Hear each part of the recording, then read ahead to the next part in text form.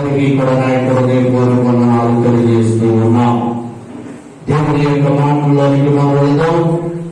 సమూయేలు రాసినటువంటి సమూయేలు మొదటి గ్రంథం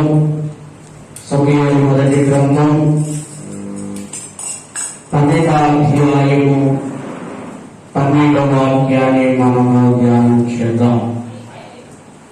12వ అధ్యాయము 12వ వాక్యాన్ని మనం ధ్యానం చేద్దాం.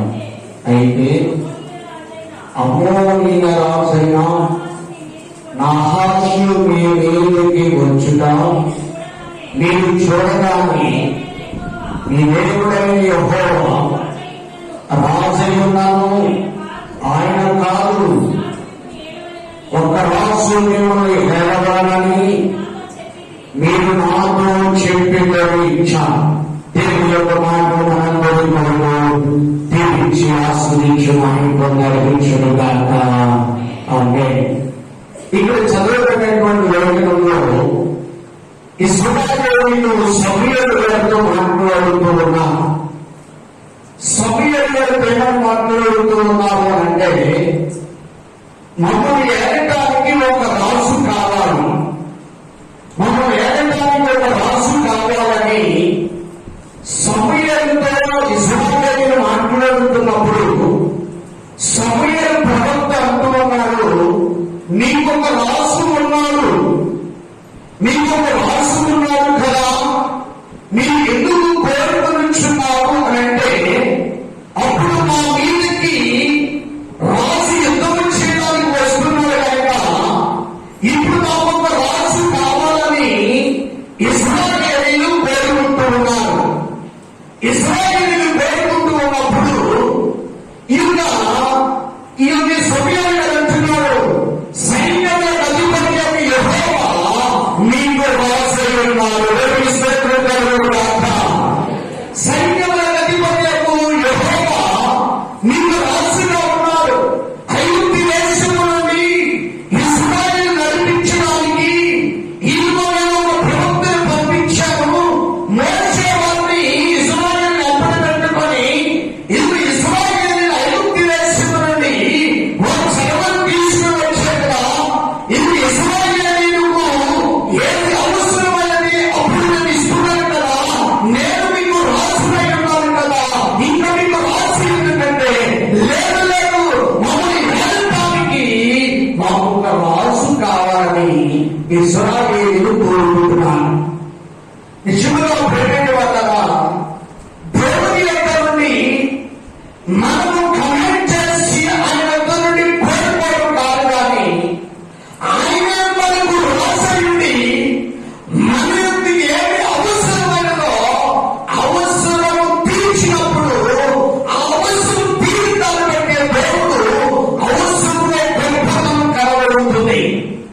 ఇశ్రాయేలీయులకి ఎప్పుడూ కూడా ఇశ్రాయేలీయులకి ప్రవక్తనిస్తున్నాడు, ఇశ్రాయేలీయులకి న్యాయాధిపతిని ఇచ్చాడు.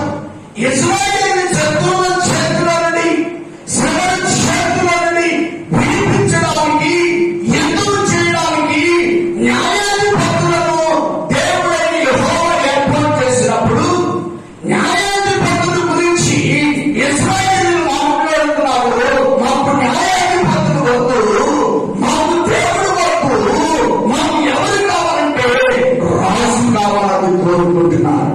నిజంగా ప్రేమ వల్ల దేవుని యొక్క నుండి మనము కోరుకోవడం కాదు, కానీ దేవుడే మన పక్షముగా ఉంటే దేవుడు కార్యాలు చేస్తూ దేవుని సన్నిధి మనలో ఉన్నప్పుడు ప్రతి అవసరము కూడా తీర్చబడుతుంది. దేవుని స్తోత్రం కలుగుగాక. ఈ రక్షణ నీవంతటికి ఏది కోరుకున్నావు, నీవంతటికి నీ మీద కోరుకున్నావంటే నీకు తిప్పలు తప్ప ప్రేమ వలన ఇశ్రాయేలుకి తిప్పలు వచ్చింది, ఇశ్రాయేలుకి శ్రమలు వచ్చింది, ఇశ్రాయేలుకి ఇబ్బందులు వచ్చింది, ఇశ్రాయేలుకి నష్టాలు వచ్చింది, ఇశ్రాయేలు యుద్ధంలో మాడిపోతూ ఉన్నారు. దేవుని యొక్క చెయ్యి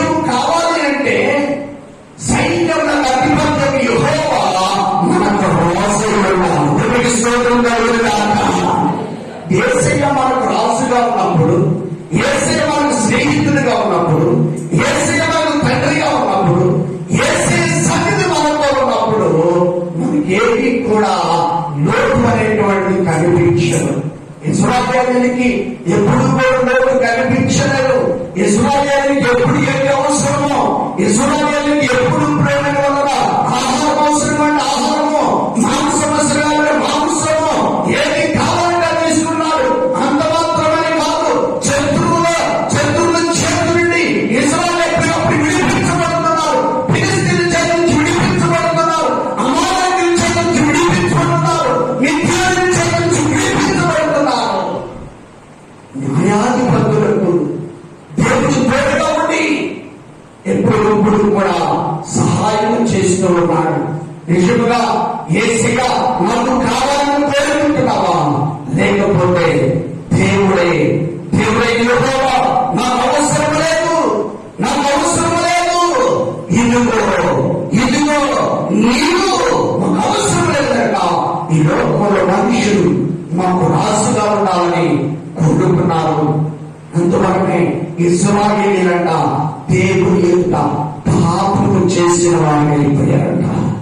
దేవుడినే మా పెద్దారంట, దేవుడి సహాయం మా పెద్దవారంట.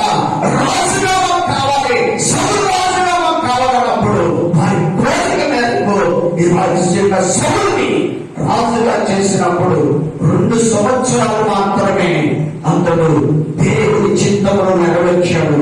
తర్వాత ఆయన ఈ రాజుగా ఉన్నంత కాలంలో కూడా 40 సంవత్సరాలు తన ఇష్టానుసారంగా నడిచాడు. ఇష్టానుసారంగా నడిచి ఇదిగో ఇశ్రాయేలుని పాపం వైపు తిప్పాడు. దేవుడి చిత్తమును నెరవేర్చనీయకుండా చేశాడు. దేవుడి ఉద్దేశం నెరవేర్చనీయకుండా చేశాడు. ఈ రోజున నీవు యేసయ్య నీకు తండ్రిగా ఉండాలని కోరుకుంటున్నావా? యేసయ్య నీకు సైన్యములకు అధిపతి యెహోవా యుద్ధం చేసేటువంటి వాడిగా ఉండాలని కోరుకుంటున్నావా? లేకపోతే ఈ లోకంలో మనుషులను ఆధారం చేసుకుంటున్నావేమో, మనుషుల మీద ఆధారపడుతున్నావేమో. ఈరోజు మనుషుల మీద ఇశ్రాయేలు ఆధారపడ్డారు. అందుకే మనం చదువుకున్నాం ప్రేమ వల్ల. అయితే అమ్మోనియ రాజైన నాహాషు మీ మీదికి వచ్చిన చూడగానే నీ దేవుడైన యెహోవా రాజైనను. చూసారా, ఆయన కాదు మాకు రాజు, ఆయన మాకు కాదు. నాహాషు మా మీదకి వచ్చేస్తున్నాడు, యుద్ధం చేయడానికి వస్తున్నాడు. మాకు కాదు, మాకంటూ ఒక రాజు కావాలి, మాకంటూ ఒక రాజు కావాలని ఇదిగో సైన్యులకు అధిపత్యులు దేవుడి సన్నిధిలో సమయాలతో మాట్లాడుతున్నారు. ఆయన మాకు కాదు రాజు, మాకు ఒక రాజు కావాలి.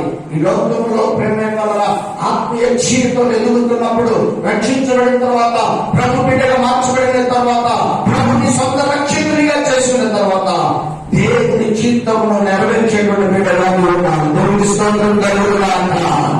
దేవుని ఉద్దేశం నెరవేర్చేటువంటి వ్యక్తిని కానీ ఉండాలి, దేవుని ప్రణాళిక నెరవేర్చేటువంటి వ్యక్తిని కానీ ఉండాలి. ఒక చోట ఒక ఆయన గారు దేవుడి యొక్క పిలుపు అందుకున్నాడు. దేవుడి యొక్క పిలుపు అందుకొని అక్కడికి వెళ్ళిన చోట వెళ్ళిన అనుకూలత లేదు. అనుకూలత లేకపోవడంతోనే అతను ఏమైనా చేశాడు, మరలా ఉన్నటువంటి ఊరొచ్చేసి అక్కడ సేవ ప్రారంభించాడు. ప్రారంభించిన తర్వాత కొంతకాలానికి శ్రమ వచ్చింది. శ్రమ వచ్చిన తర్వాత ఏంటి శ్రమ వస్తుందని నాయకుడి దగ్గరికి వచ్చారు. నాయకుడి దగ్గరికి వచ్చిన తర్వాత నాయకుడు ఉపవాసం ఉండి ప్రార్థన చేసుకుంటే ఆ నాయకుడి దేవుడు తెలియవచ్చిందంటే నా యొక్క ఉద్దేశాన్ని నెరవేర్చడానికి అతను ఇష్టపడలేదు కనుక నేను అతన్ని ముద్దేనన్నాడు. దేవుడి బిడ్డలమైనటువంటి మనం జాగ్రత్తగా మనం పరిశీలన చేయాలి. దేవుడి ఉద్దేశాన్ని, దేవుడి ప్రణాళికను నెరవేర్చేటువంటి వాళ్ళగా ఉండాలి. దేవుడి ఎప్పుడు కూడా విసర్జించకూడదు. దేవుడి సన్నిధిని వెంబడించేటువంటి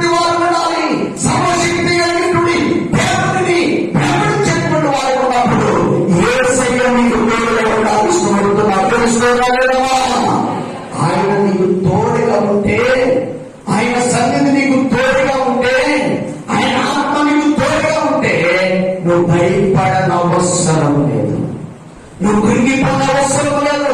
ఇశ్రాయేలు ఒకనొక సమయంలో ఐగుప్తు దేశంలో ఉన్నప్పుడు వారు పెట్టినప్పుడు మరణం చూచాడు దేవుడు, వారు పెట్టినప్పుడు అన్యాయపురం చూచాడు, వారి యొక్క కన్నీటి మాటలు చూచాడు, వారి బాధను చూచి దేవుడే ఇశ్రాయేలీయుల దగ్గరకు దిగొచ్చి ఇశ్రాయేలీయులంట పెద్ద రెక్కల మీద ఎక్కించుకుని వచ్చాడు. అతని స్తోత్రం కలుగుగాక.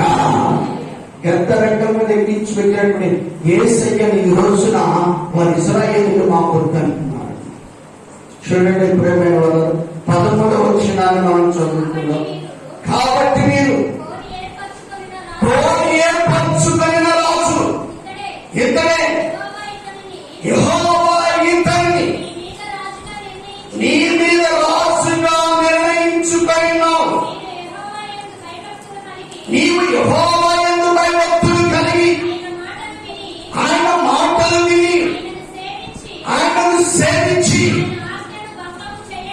ఆయన ఆజ్ఞలను భంగము చేయగా నేను మిమ్మల్ని ఏ రాజును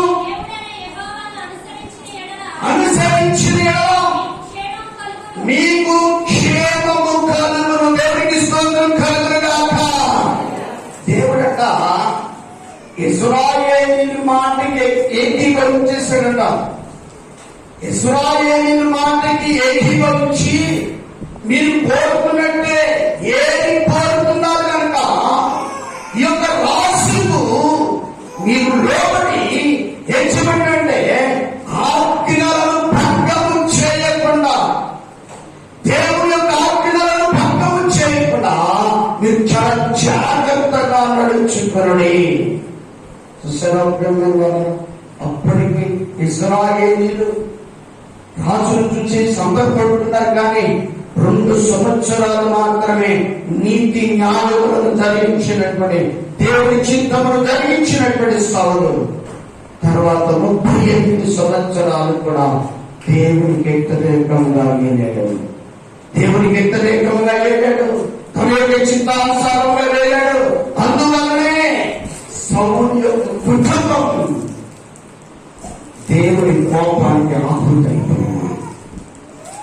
దేవుని కోపానికి ఆహుతైపోయింది. ప్రేమ రోజున దేవుని ఉద్దేశాన్ని, దేవుని చిత్తాన్ని చేయడానికి నువ్వు ఇష్టపడినట్లయితే దేవుడు తప్పనిసరిగా నిన్ను రక్షించడానికి ఇష్టపడుతున్నాడు. అంత మాత్రమే కాదు, నీవు ఆయన ఆజ్ఞలను గ్రహించాలి. ఎప్పుడైతే ఆయన ఆజ్ఞలను గైకుంటావో, ఆయన కట్టడాలను గైకుంటావో, అప్పుడు పరిశుద్ధాత్మ దేవుడు నీకు సహాయం చేయడానికి ఇష్టపడుతున్నాడు. అందుకని చూద్దాం ప్రేమ వలన ద్వితీయోపదేశకాండం 1వ అధ్యాయం, ద్వితీయోపదేశకాండం 1వ అధ్యాయం 43వ వచనాన్ని చదువుకుందాం.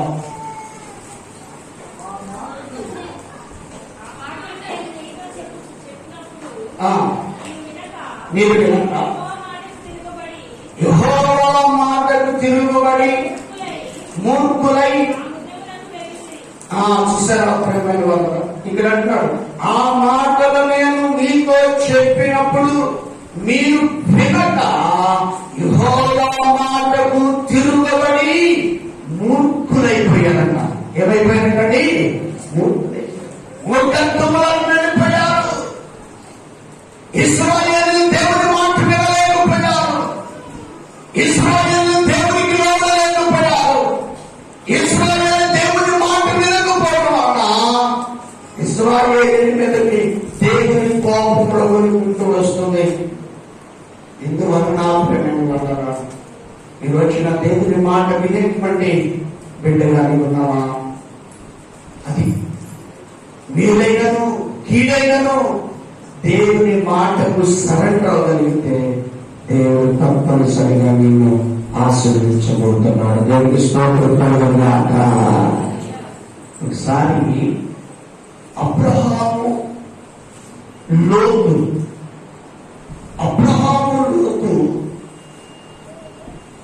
గొర్రెల కాపరులను అబ్రహాము గొర్రెల కాపర్లకు లోతు గొర్రెల కాపర్లకి వారిద్దరి మధ్య జగడ వచ్చింది, గొడవ వచ్చినప్పుడు లోతు దేవుని చిత్తము చేయవలసినటువంటి లోతు, దేవుని ఉద్దేశాన్ని కలిగి ఉండవలసినటువంటి లోతు కన్నులెత్తి చూడగా సొదొమ గుమొర్రా పట్టణమంతా చాలా అంతముగా కనబడిందంట. అంతముగా కనబడేసరికి ఈ లోతు కుటుంబం గొర్రెలు కాపరులు సొదొమ గుమొర్రాకు వెళ్ళడానికి ఇష్టపడ్డారట. ఇక్కడి చూస్తుంటే ఎలా కనబడుతుందంటే చాలా అందంగా కనబడుతుంది, చాలా చక్కగా కనబడుతుంది. లోతు కోరుకున్నాడు, ఆ పట్టణము కావాలని కోరుకున్నాడు. ఆ పట్టణంలోనికి వెళ్ళిన తర్వాత ఆ పట్టణం అంతా శపితముగా మార్చబడింది. లోతు వెళ్ళక ముందే శపితమైనటువంటి సొదొమ గుమొర్రా పట్టణం, దేవుని కోపం ఆ సొదొమ గుమొర్రా పట్టణం మీద తినడానికి సిద్ధముగా ఉన్నది. కొంతకాలం ఉన్నప్పుడు ఈ లోతు కుటుంబం రక్షించాలని, లోతు కుటుంబాన్ని విడిపించాలని దేవుడు కోరుకొని తన దూతలను ఆ యొక్క సొదొమ గుమొర్రా పట్టణంలోకి పంపిస్తే లోతు కుటుంబం మీద వచ్చారు. సొదొమ గుమొర్రా పట్టణం చిన్నవారు మొదలుకొని పెద్దవారి వరకు కూడా ఆ ఖండితులను ఆయనకు పంపించింది అని చెప్పేసి అన్నప్పుడు లోపడుతున్నాడు, కుదరదు అని చెప్పేసి తలుపేసి లోపల పెట్టి అయినా ఆగట్ల తలుపు పగలబడటానికని సిద్ధపడ్డాడు. ఎంత ఘోరమైనటువంటి ప్రజలు చూడండి, ఎంత భయంకరమైన ప్రజలు చూడండి. నిజముగా దేవుని ఉద్దేశం లేకుండా నువ్వు కోరుకుంటున్నావేమో, దేవుని ప్రణాళిక లేకుండా నువ్వు కోరుకుంటున్నావేమో, దేవుని చిత్తం అనుకొని నువ్వు కోరుకొని నువ్వు వెళ్ళకూడని చోటుకు వెళ్ళి, వెళ్ళకూడనటువంటి ప్రాంతాలకు వెళ్ళి, వెళ్ళకూడనటువంటి దేశములకు వెళ్ళి, వెళ్ళకూడనటువంటి గృహాలకు వెళ్ళి నువ్వు దేవుడితో ఊరికింపులు తెచ్చుకుంటున్నావేమో. దేవుని బిడలమైనటువంటి మనము లోతు కుటుంబం వెళ్ళకూడనటువంటి ప్రాంతానికి వెళ్ళిపోయారు అనుకున్నారు. అక్కడికి వెళ్ళిన తర్వాత మేము సమృద్ధిగా సంపాదిస్తాం, ఇదిగో బాగుంటాం, ఇదిగో డబల్ చేసుకుంటాం అని అనుకుని వెళ్ళారు. పచ్చగా కనబడుతుంది అని అనుకుని వెళ్ళారు. అక్కడికి వెళ్ళిన తర్వాత భయంకరమైనటువంటి పరిస్థితి, ఆ గ్రామము భయంకరంగా కనబడుతుంది. ఆ సమయంలో ప్రేమైన వాళ్ళారా, దేవుడు వారిని తప్పించాలని వారిని తీసుకుని వెళుతున్నప్పుడు అప్పుడు అంటున్నాడు, ఇదిగో అంతలోకి వెళ్ళలేము, దేవుని పర్వతము దగ్గరికి దేవుని దూతలు తీసుకుని వెళ్తుంటే లేదు సోరేరులోనికి వెళతామని మళ్ళీ కోరుకున్నాడు. అక్కడ కోరుకున్న తర్వాత భయంకరమైనటువంటి పరిస్థితి జరిగింది. ఈ రోజున నాకు అది కావాలి ఇది కావాలని కోరుకుంటున్నావేమో నా ప్రియ సహోదరుడా, దేవుని చిత్తం ఏదో అది కోరుకు దేవుడు తప్పనిసరిగా నీకు అనుగ్రహిస్తూ ఉంటాడు. దేవుడు ఆ కోరికని తీర్చినప్పుడు నీ జీవితం అంతా కూడా ఆనందముగా ఉంటుంది. దేవుని స్తోత్రం కలుగుగాక. రోజున ఏమి కోరుకోగలుగుతున్నావు? లోతు కోరుకున్నాడండి, లోతు కోరుకున్నాడు. జరిగింది భయంకరమైనటువంటి పరిస్థితి. దేవుడు వెళ్ళవుతాను కోరుకోలేదు, నేను అక్కడ వెళ్ళడం కోరుకు వెళ్ళిపోయాడు. మన అక్కడి నుంచి పర్వతము దగ్గరికి తీసుకుని వెళుతున్నప్పుడు, దేవుని సన్నిధి ఉన్న చోటకు తీసుకుని వెళుతున్నప్పుడు, దేవుని మహిమ ఉన్న చోటకు తీసుకుని వెళుతున్నప్పుడు అంత దూరం వెళ్ళలేము, కానీ మేము సోయేరులోనికి వెళతాము. చూడండి, ఆదికాండం 9వ అధ్యాయం 17వ వచనం చదువుకుందాం. ఆదికాండము 17వ వచనం. ఎలుకలకు తీసుకువచ్చిన తర్వాత ప్రాణము దక్కించినట్లు పారిపోము, నిలవక నీవు నశించిపోకుండా ఆ పర్వతమునకు పారిపోమని చెప్పగా లేదు. అలాగు కాదు. ఎలా కాదంట? అలాగు కాదు. జాగ్రత్తగా మనం పరిశీలన చేయాలి. ఎవరి స్తోత్రాలు చేద్దామా? మరొకసారి చేద్దామా? ఎదురు లేపనండి. పక్కన ఎవరి దగ్గర పోతున్నారు? ఎవరి స్తోత్రాలు చేద్దామా? మరొకసారి చేద్దామా? కాదు, ప్రభుత్వం కాదు. రోజు చూడండి, తమ చేతుల్లో తెచ్చుకున్నాడు. తమ చేతుల్లో తెచ్చుకొని స్వయం దగ్గరగా ఉంది. స్వయంలోకి వెళతాం. దేవుని యొక్క ప్రణాళిక ఏంటి? సొదొమ గుమొర్రా పట్టణం నుంచి మనం తప్పించేవాలేదు. మనం చెప్పిన చోటకి రోజు వెళ్తాలో, మనం చెప్పిన చోటకి రోజు వెళ్తలేదు కనుక ఇదిగో ఇష్టం వచ్చిన చోటకి వెళ్ళు. సొదొమ గుమొర్రా పారిపోవడం కావాల్సింది. నేను నిన్ను తప్పించడమే.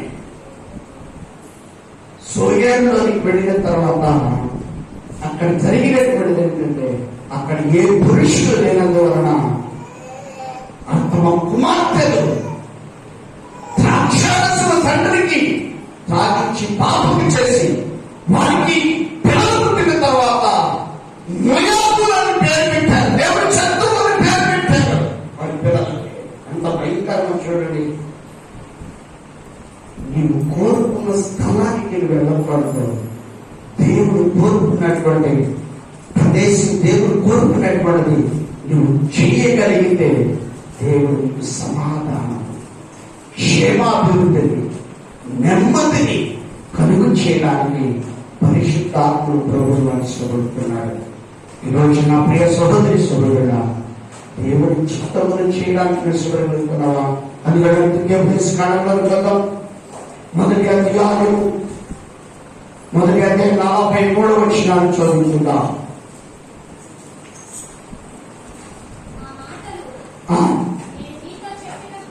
నీతో చెప్పినప్పుడు మీరు వినక. చూసారు ఎవరు మాట వినపడాలంటే? యెహోవా దేవుడు చెప్పినప్పుడు, మోషే చెప్పినప్పుడు ఇశ్రాయేలు వినలేకపోయారు. ఇశ్రాయేలు దేవుడికి లోబడలేకపోయారు. ఇశ్రాయేలు దేవుడి చింతనను చేయడానికి ఇష్టపడలేకపోయారు.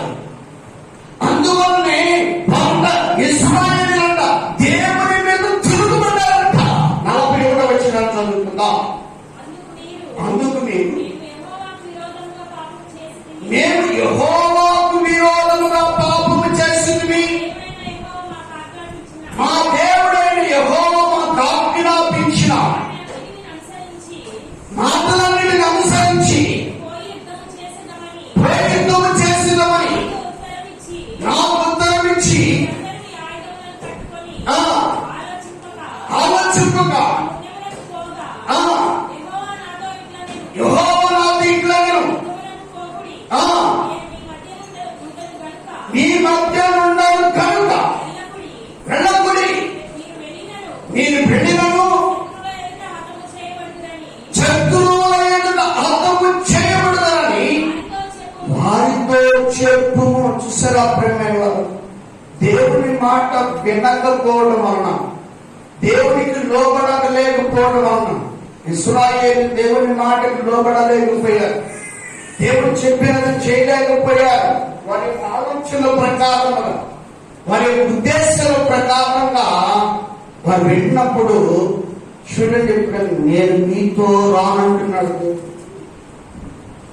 నేను మీతో యుద్ధం చేయనంటున్నాడు. మీ శత్రువుల చేతుల్లో మీరు సంహరించబడతారు. మీ శత్రువుల చేతులు మీరు ఓడిపోతారు. చూడండి, ఇశ్రాయేలీయులు సైన్యములకు అధిపత్యం యెహోవాను కోరుకోవలసిన ఇశ్రాయేలీయులు కోరుకునలేకపోయారు.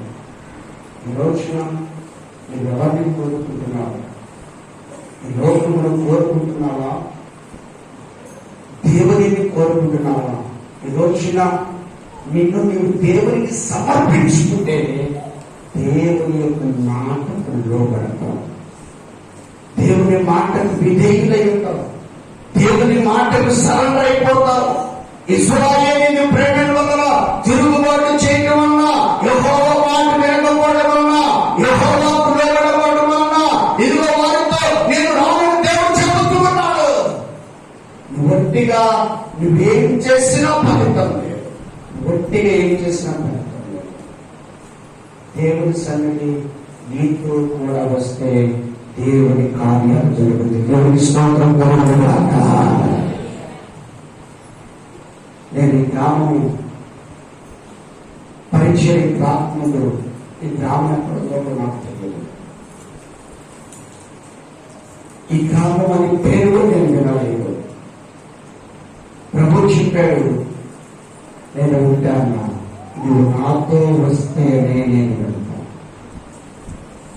అప్పుడు ప్రభు అన్నాడు, నేను నీతో వస్తున్నాను. నేను ఇంకొక మాట అడిగాను, నీ రాకడ పర్యంతం వరకు కూడా, నీ సంఘం నీ రాజ్యములు చేరేంత వరకు కూడా నీకు సహవాసాన్ని విడిచిపెట్టద్దు అని చెప్పేసి అన్నప్పుడు ప్రభు ఇచ్చినటువంటి మాట ఏంటంటే, ఎన్నడూ విడిచిపెట్టుకున్నాడు. దేవునికి స్తోత్రం కలుగుగాక. దేవుని బిడ్డలమైనటువంటి మనము నీవు ఎక్కడికి వెళుతున్నా సరే, ఈరోజు క్రీస్తు నీతో రాగలుగుతున్నాడా? క్రీస్తు నీతో కూడా తీసుకుని వెళ్ళగలుగుతున్నావా? నువ్వు ఎక్కడికి తీసుకుని వెళ్ళినా క్షేమం కలుగుతుంది, నీకు క్షేమం కలుగుతుంది. ఒకవేళ దేశయ్య నీతో రాకపోతే నీకు యుద్ధం లేదు, నీకు సమాధానం ఉండదు, నీకు నమ్మకం ఉండదు, నీకు సంతోషం ఉండదు. నీవు జాబులో కావచ్చు, పనిలో కావచ్చు, వ్యాపారంలో కావచ్చు, దేవుని సన్నిధి నీతో రాగలిగితే ఒక ప్రత్యేకమైన ఆశీర్వాదం క్షేమం నీతో ఉంటుంది. దేవుని యొక్క సన్నిధి నీతో కూడా రావాలి అంటే నువ్వు ఆయన కోరుకోగలుగుతున్నావా? ఆయనతో నువ్వు సహవాసం చేసేటువంటి వ్యక్తులుగా ఆయనతో కలిసి ఉండేటువంటి బిడ్డగా నువ్వు చేయగలుగుతున్నావా? దేవుని బిడ్డలమైనటువంటి మనము జాగ్రత్తగా మనం పరిశీలించాలి. సైన్యముల ప్రతిపత్తికి పోవాలి. నువ్వు ఎక్కడైనా విసర్జించాము, మాకు కాదని అనుకున్నావేమో, ఈరోజు యేసును కరుణించడానికి ఆయన ఇష్టపడుతున్నాడు. అందుకని నడుచుదాం. యెషయా గ్రంథం 28వ అధ్యాయం. యెషయా గ్రంథం 28వ అధ్యాయం 12వ వాక్యం చదువుకుందాం. ఇదే నెమ్మది, ఇదే విశ్రాంతి చెప్పిన వాడు నట్టివారి పెదవుల చేతను అన్య భాషలతోనూ ఈయన జనులతో మాట్లాడుచున్నాడు. అయినను వారు విననొల్లని రైతుని, కావున వారు వెళ్ళి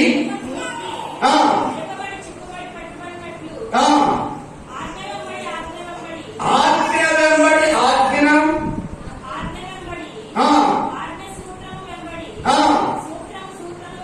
స్తోత్రం స్తోత్రం వెంబడి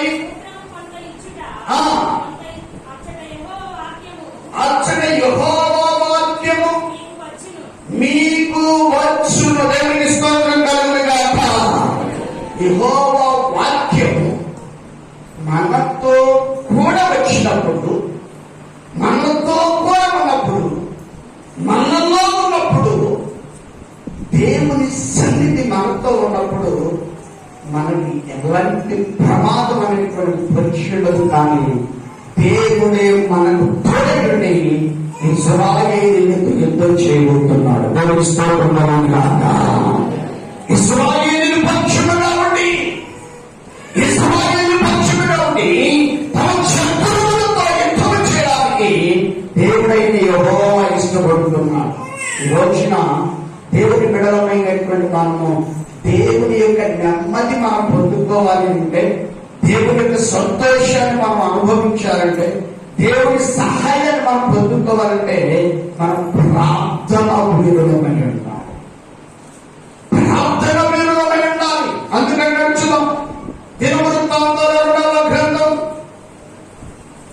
20వ అధ్యాయం 17వ వాక్యం చదువుకుందాం. పోట్లాడాల్సిన నిమిత్తం లేదు. యోధావారులారా, ఎంత మందులు తీర్చినవ్వండి. యెహోవా దయచే రక్షణను మీరు చూచెదరు. భయపడకుడి, జడియకుడి.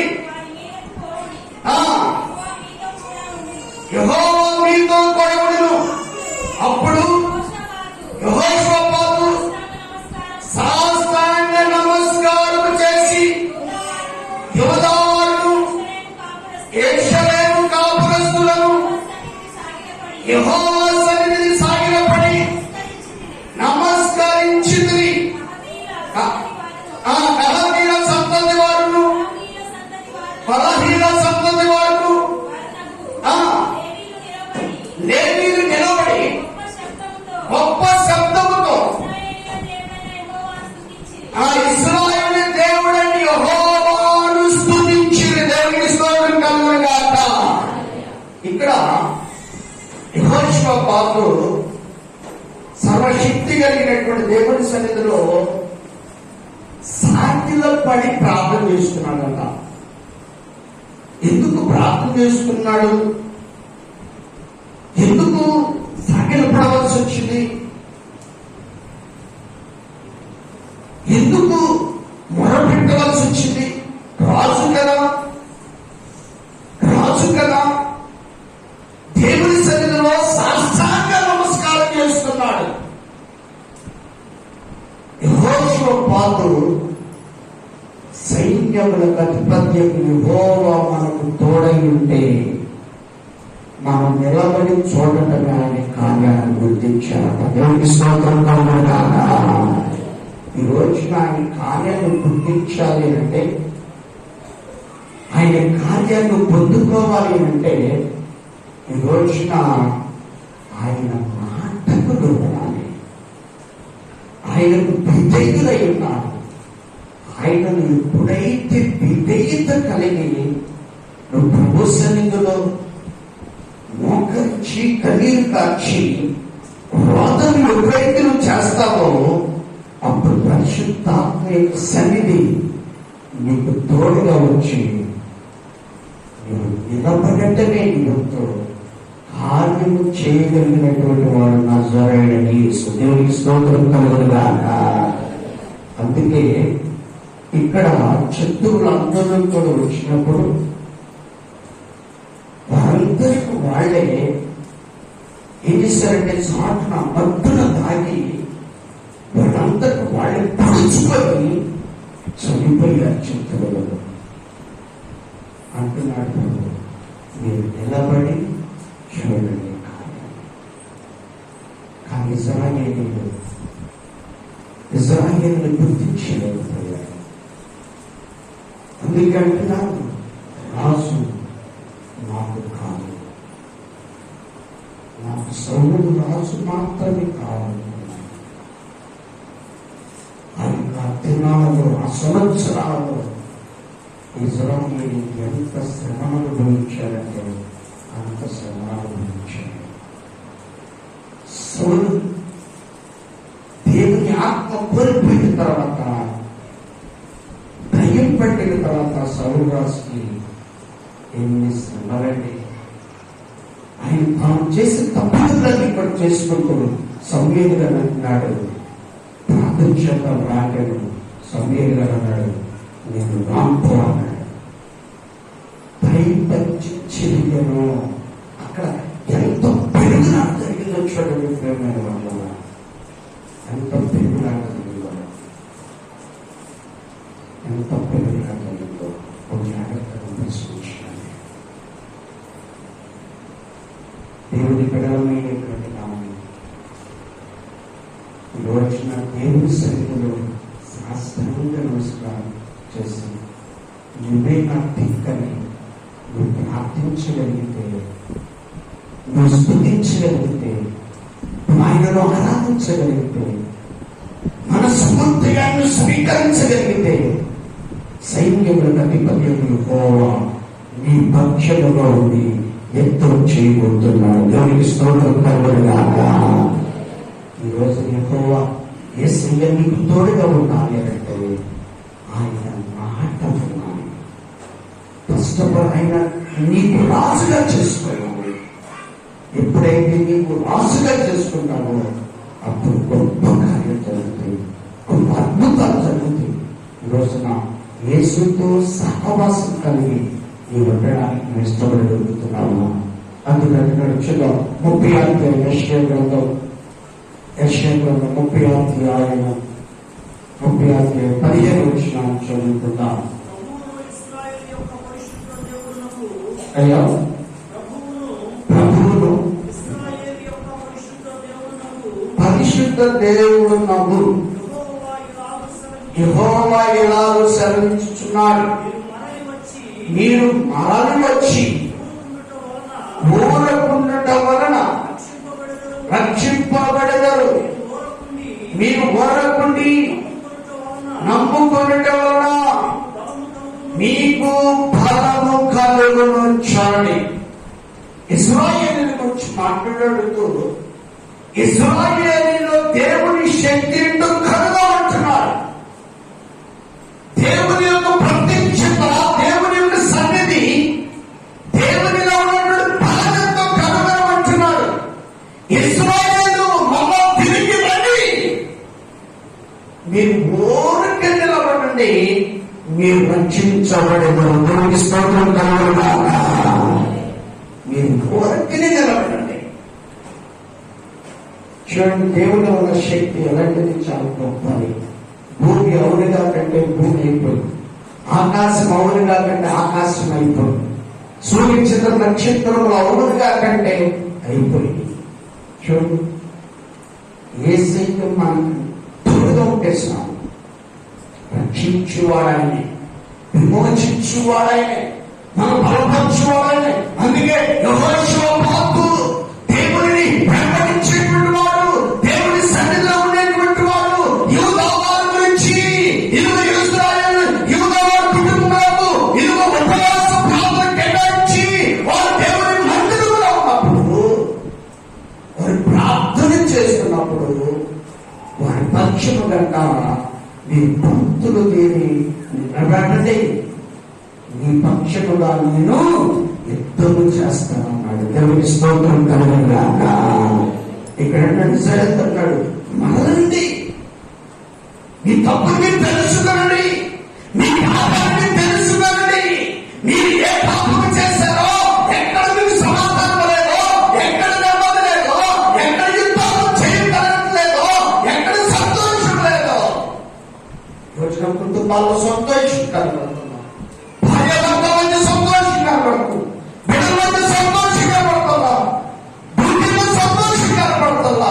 కారణం ఏంటంటే ఎక్కడ దేవుని మార్గం తప్పారు, ఎక్కడ దేవుని మార్గం విడిచారు, ఎక్కడ దేవుని మార్గం తప్పారు అంటున్నాడు. నమ్మండి, ఆలోచించండి, పాపాన్ని ఒప్పుకోనండి, పాపం వలన మీరు విముక్తి పొందుతారంటున్నాడు. దేవుని స్తోత్రం కలుగునుగాక.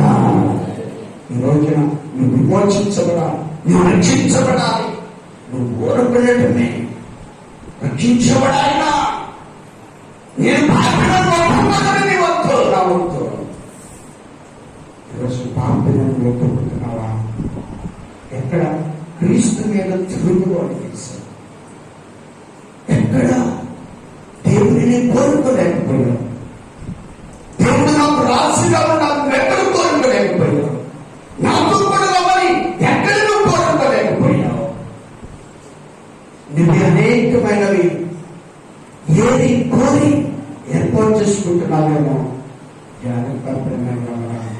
లోతు ఏది కోరి సుధమ కుమారు పట్టణం వెళ్ళారు. పట్టణం వెళ్ళడం వల్ల అక్కడ వచ్చినట్టు నష్టం చూపుతున్నావా? భయంకరమైన నష్టం, భయంకరమైన నష్టం.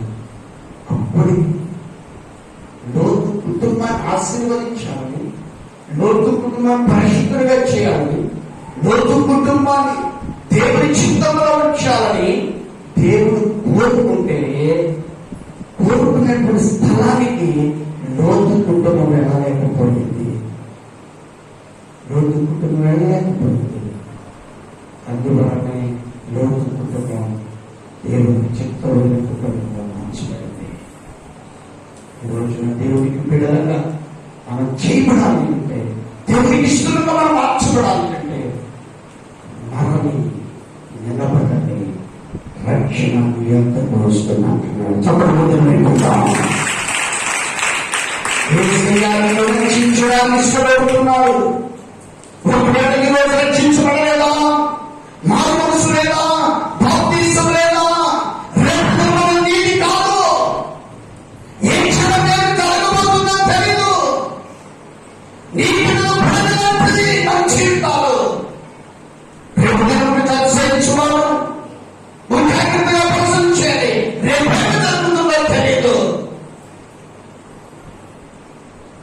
నీటి మీద పుడగలాంటి వాళ్ళు ఉన్నాను. ఈ రోజున ఒక తీర్మానం కూడా రక్షించబడలేదా? ఇంకా పాపబడి ఉన్నావా? ఇప్పుడు తిరుగు, ఇప్పుడే మళ్ళీ నువ్వు నిలబడు. నేను పాపని నీ ప్రభు సన్నిధిలో పశ్చాత్తాపడు. నీ పాపాన్ని ఒప్పుకు. నీ పాపాన్ని ఒప్పుకున్నప్పుడు నీకు రక్షణ దేవుడానికి నేను శ్రమిష్టపడుతున్నాను. అంత మాత్రమే కాదు, నీ బలాన్ని కూడా దేవుడు అనుగ్రహించడానికి ఇష్టపడుతూ ఉన్నాడు. దేవుడి బిడ్డలని మనం ఒక జాగ్రత్తగా మనం పరిశీలించాలి.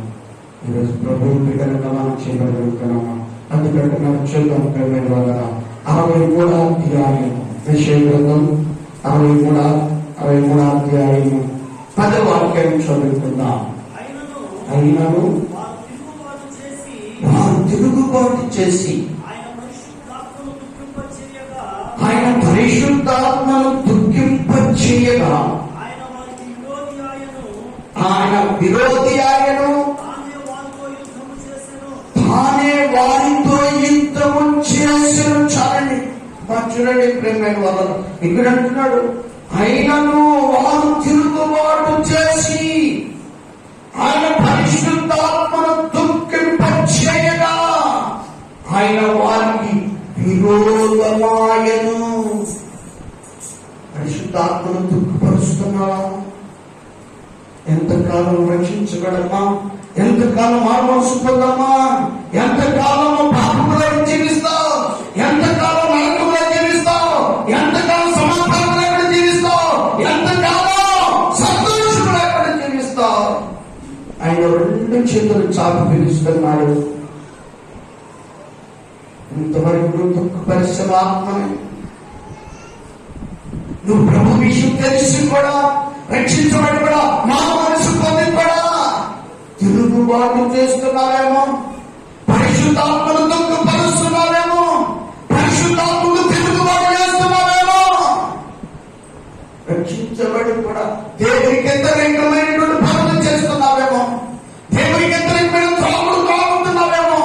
దేవునికి వ్యతిరేకమైన చోట్లు ఆడుతున్నావేమో. దేవునికి వ్యతిరేకమైన తిట్లు తిడుతున్నావేమో. దేవునికి వ్యతిరేకమైనటువంటి భయంకరమైన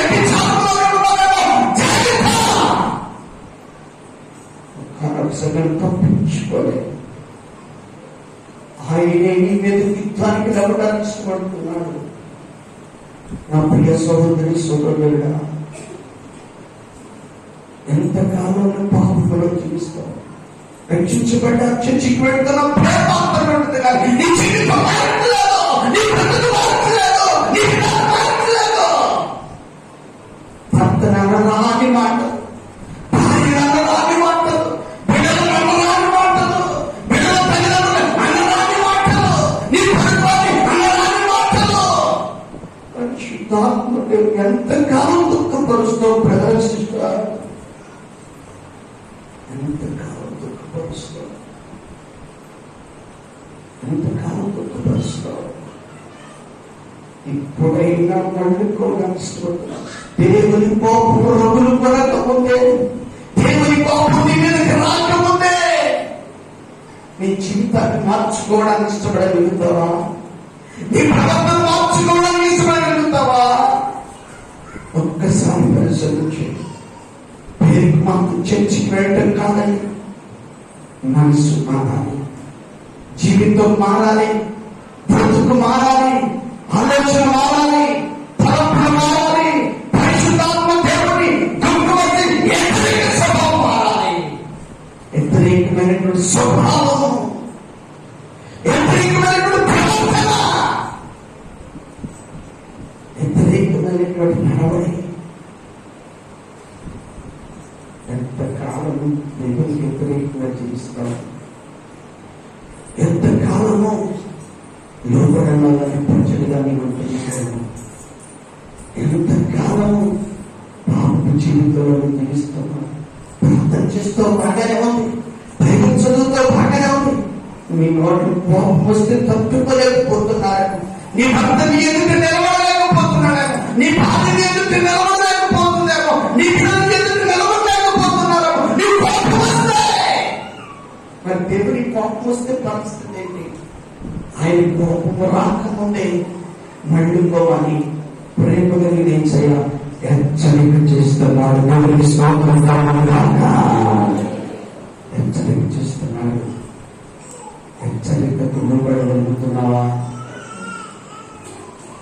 హెచ్చరికకు విధేయత కలిగి ఉండగలుగుతున్నావా? హెచ్చరికకు లోబడేటువంటి మనస్తత్వం ఉండగలుగుతున్నావా? దేవుని బిడ్డలమైనటువంటి మనం ఒక జాగ్రత్తగా పరిశీలించాలి. దేవునికి విధానమైనటువంటి విధేయత కలిగినటువంటి స్వభావం ఉందా? ఈరోజు అది ప్రకటించడంలో మీరు రాసిన పత్రిక 8వ అధ్యాయం 7వ విషయం చదువుకుంటాం.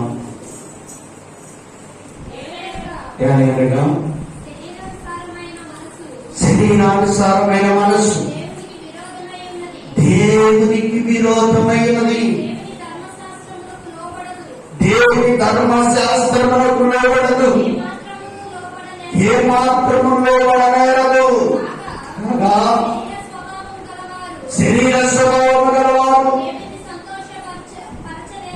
దేవుని సంతోషపరచనేరదు. దేవుని ఆత్మ మీలో నివసించిన మీరు ఆత్మ స్వభావము గలవారే గాని శరీర స్వభావం గలవారు కాదు. ఎవడైనాను క్రీస్తు ఆత్మ లేని వారైతే చదవండి, ఇక్కడ చదవలేకుండా 7వ వచనం అంటున్నాడు. ఎలాగనగా శరీరానుసారమైన మనసు దేవునికి విరోధమైనదంటారు. దేవునికి స్తోత్రం కలుగుగాక. విరోధమైన మనస్సు, శరీరానుసారమైన మనస్సు. ఈ శరీరానికి ఎప్పుడు ఏది కూడా సుఖమే కావాలి. ఈ శరీరానికి సుఖము ఆనందము ఎప్పుడు కూడా ఆనందిస్తూ ఉండాలి. ఈ శరీరము ద్వారా వచ్చే నష్టాలు చాలా భయంకరమైనవి, ప్రేమైన. అందుకని శరీరాశ, నేత్రాశ, జీవోపేతం ఈ మనుషుల వలన కలిగినవి, దేవుని వలన కలిగినవి కాదు. ఒక జాగ్రత్తగా మనం ప్రశ్న, దేవునికి విరోధమైనవి, అది దేవుని ధర్మశాస్త్రమునకు లోబడదు, ఏమాత్రమును లోబడనేరదు. కాగా శరీర స్వభావం గలవారు, శరీర స్వభావం కలిగిన వారు దేవుని సంతోషపరచలేక ఈ రోజున ఏ స్వభావం నాలో ఉంది, ఏ ఆత్మ స్వభావం నాలో ఉన్నా, శరీర స్వభావం నాలో ఉన్నా, మనం ఒక్కసారి పరిశ్రమ చేయాలి. ఒక మాట చదువుకున్నాం. పేతురు రాసిన 2వ పత్రిక 2వ అధ్యాయం 10వ వచనం చదువుకున్నాం.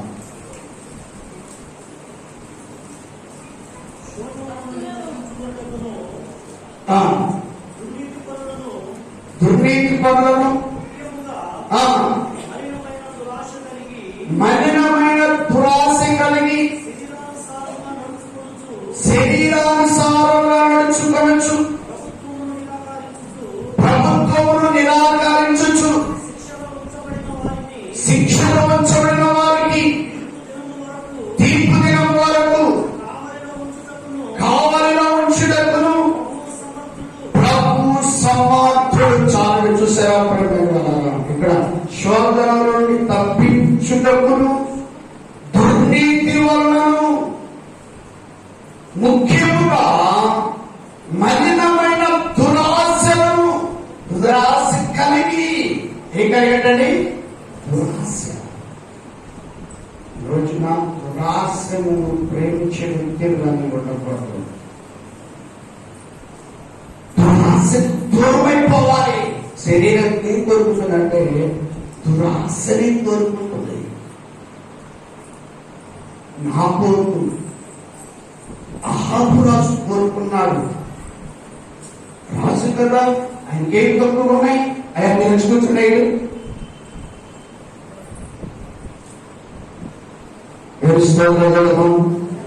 మరొక సంగీతమా దురాశ.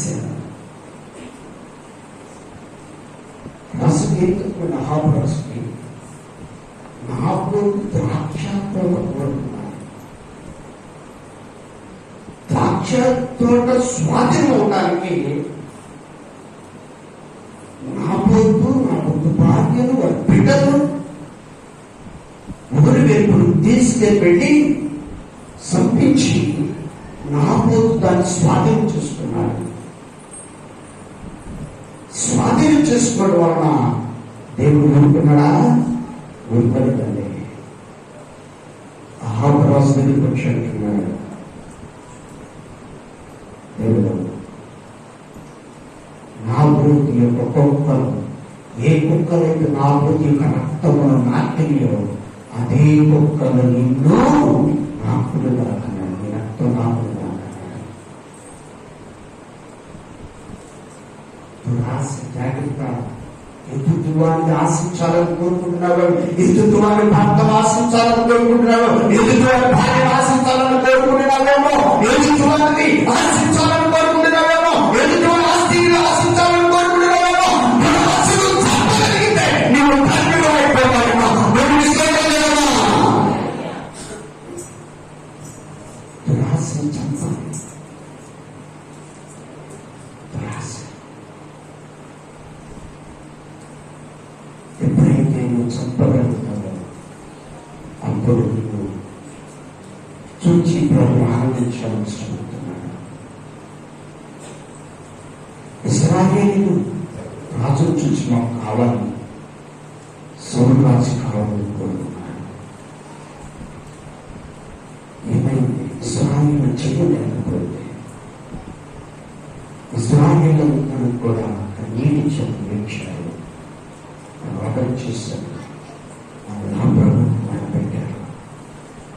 ఈ రోజున ప్రభు సన్నిధిలో ఎక్కడా దేవుని గురించి దేవుడు మాకు కాదనుకున్నాము, మాకు కాదు, ఏసేమో కాదనుకొని ఎక్కడ పాపం చేస్తున్నాము, ఎక్కడ శరీరానుసారంగా ప్రవర్తిస్తున్నాము, ఎక్కడ శరీరాశ కోరుకుంటున్నాము, ఎక్కడ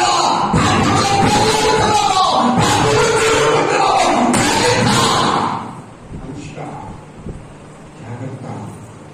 దేవుడే నిన్నేది కోపంతో వస్తున్నాడట. దేవుని బిడలని ఎటువంటి ప్రభు సన్నిధిలో సాహసం కలగాలి.